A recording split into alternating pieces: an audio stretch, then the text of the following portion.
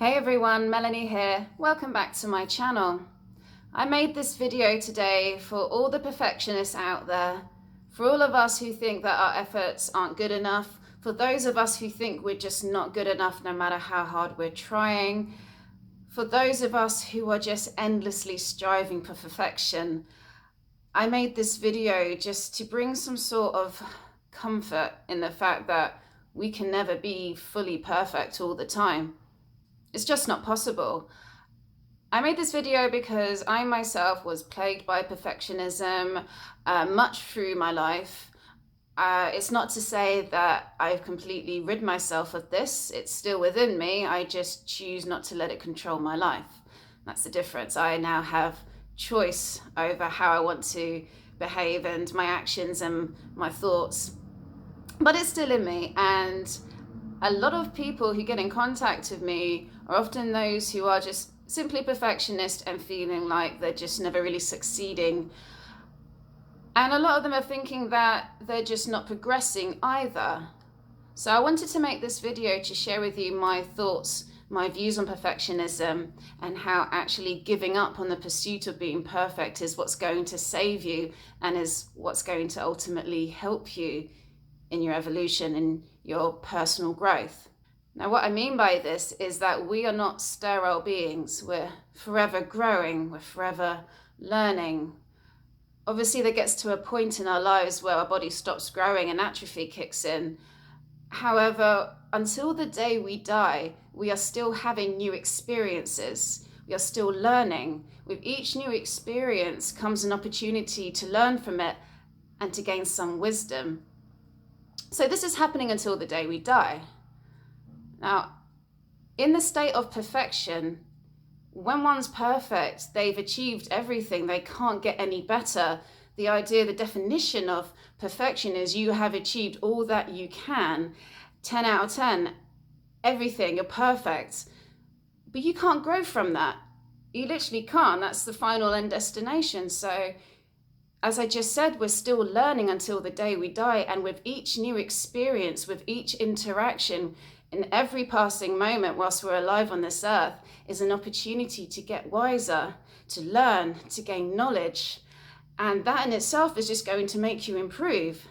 So you can't ever get to a final end state of perfection. We are always still learning. There is a part of us that is perfect all the time. This has been called the higher self, our authentic self, our Christ self. This part of us is always perfect. It's our aspect of divinity. It can't be improved. It's connected to a dimension that is eternal, and that is perfection, that's purity, that's bliss. And we can get glimpses of this. We can get glimpses of this aspect of ourselves that is pure, that is divine, and that is already perfect. Our higher selves, our authentic selves, the Christ self, however you wish to see that aspect of yourself that is eternal. It doesn't obey by the same rules that we have to live in this 3D dimension. We grow, we're limited, we don't have eternal space and time. Time is limited for us. So part of the healing is accepting that we are human, we are limited, we have limitations with our time, and we make mistakes. It's what we do. We make mistakes and we grow from them and we learn from them. We're forever learning. We're forever growing in that sense, like I mentioned earlier.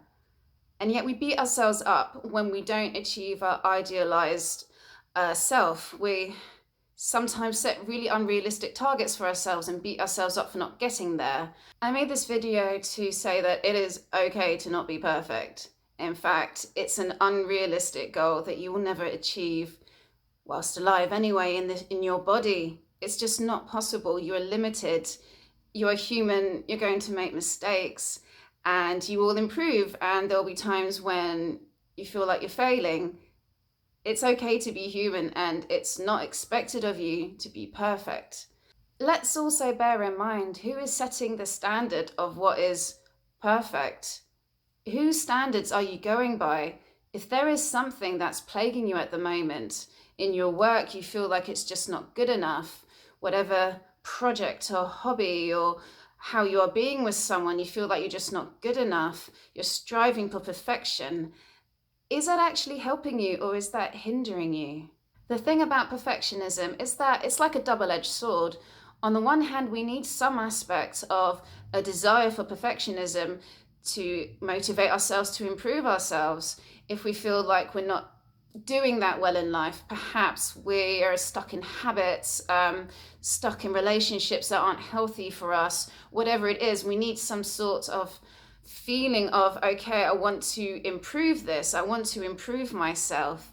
Then in that respect, a measure of perfectionism helps motivate us into changing our habits, changing our thoughts, our behaviors, whatever it is, we need that motivation. The problem is when we get stuck in this chase of perfectionism, we keep seeing it as something we can actually achieve, and then we beat ourselves up when we don't meet our unrealistic expectations. See, it's a double-edged sword because you're actually damaging yourself if you get into this state. When you keep beating yourself up for not getting there quick enough, if you feel like you keep making the same mistakes and hurting yourself, you beating yourself up isn't serving you. To continually keep beating yourself up if you're not reaching your targets, you have to think, oh, okay, why am I so-called failing my targets? Maybe it's good to chat with someone that you trust and think, do I have unrealistic expectations here? Am I pushing myself too hard? Maybe you are. Maybe this is a story of your past and where you feel like you're not good enough, and it's just your story to want to punish yourself and strive towards perfection and feel ashamed and feel guilty for not being there. Maybe in the past you were told that you weren't good enough, that whatever you were doing wasn't good enough. When you don't have positive mirroring when you're growing up, perhaps your parents were just absent, they were working too much, which was the case with me in particular. I didn't have any positive or encouragement mirroring in that aspect. So as a result, I felt like my actions just weren't good enough. And this actually hindered me. Feeling that I wasn't good enough and the strive for perfection so that I can feel happy within myself, that if I'm perfect, then I will be loved, then I will be seen, then I will be respected, and my money will be perfect, everything will be perfect if I'm just good enough, if I get to my idealized state. This will drive you crazy, for one thing, thinking along the lines of this. And it will hinder you. It hindered me because it was a form of procrastination in a way. It was stopping me from stepping into my own power. When I qualified as a counsellor, I was in my mid-20s and I still had low levels of self-esteem, low levels of personal power, and I found it hard to put myself out there. I kept thinking, well, maybe if I just improved, if I studied more, if I did more training, I went to more seminars, whatever it is, I felt like whatever I was at this state, it just wasn't good enough. And yeah, it slowed down my work. I couldn't build a practice up straight away. I went into employment and was doing a variety of jobs whilst building up my counselling practice on the side. And then my coaching practice as well when that kicked off. It's for many years I was both working employed work and doing my own counseling coaching on the side. And what stopped me from really getting out there initially was just the fear that whatever I was doing was not good enough. And it was only when I stepped into my power, I would say for me, really, it came in about in the last 4 years or so when I really got confident. Everything had just started clicking into place. Everything that I'd learned from my counseling training, coaching, from my own spiritual practice, everything just started locking into place. And for me, that happened when I started actually putting myself out there. Now, for me, this was my biggest fear ever, to put myself out there. And me wanting to be perfect before I do so was me just prolonging it, was procrastinating in a way, just avoiding putting myself out there, thinking I'm not good enough, it's not ready yet. And to some extent, that's a good thing. I have standards and I want to put up whatever it is I'm doing, whether it was dancing or working with clients, I want to get to a good state so that I can deliver the best service. It's good to have standards. However, for me, it was the other edge of the sword for me. I was punishing myself in a way by just prolonging my suffering. I wanted to step into my light, and yet I was scared to. I would put people on pedestals and think they're great for like doing what they're doing, and just totally project my inner gold onto them, project my own personal power onto them. And all this time I could have been doing it myself. It all fell into place for me personally when I started putting myself out there, actually doing things. And that started for me actually with performing. So with my belly dancing, I've been belly dancing as a hobby for years. I was doing it part-time as a hobby, my 20s. I was quite scared to get into performing. I didn't feel like I was good enough. However, I started getting into snake dancing. My belly dancing teacher, we had a little group of women, and she started dancing with snakes, and I was drawn to it. I loved it. So we started dancing with snakes together in our own little belly dancing sister circle. It was beautiful. And that actually gave me the confidence to put myself out there and start performing. And that did wonders for my self-esteem. I mean, it drove me crazy at first. I was so self-critical after every performance. I would look at my phone afterwards when someone recorded it for me and nope, that was bad, that was wrong, that was crap. I remember after one performance, I was on stage, and I came off stage after the performance, and my friend was like, "Oh, that was amazing, well done."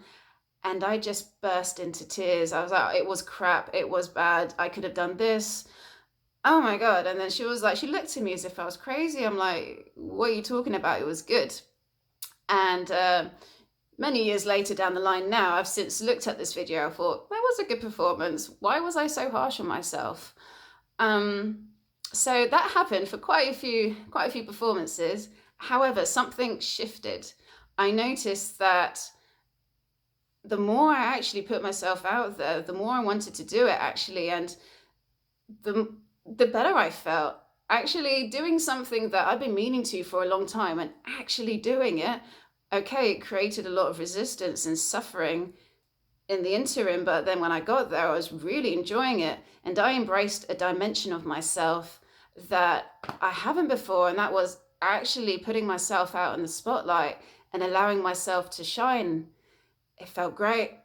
It did wonders for my self-esteem. It encouraged me to teach workshops and teach other women how to do this.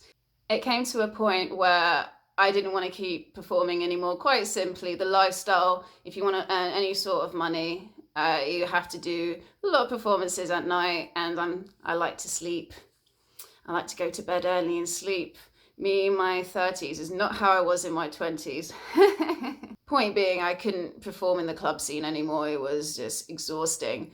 However, I had this new aspect of myself, this more sharply defined, powerful person of myself, and I applied it to my counseling and coaching practice, and guess what? It actually took off, and boom, I was getting the customers, I was attracting the customers that I actually wanted to reach, and things were happening for me quicker. I was like, finally.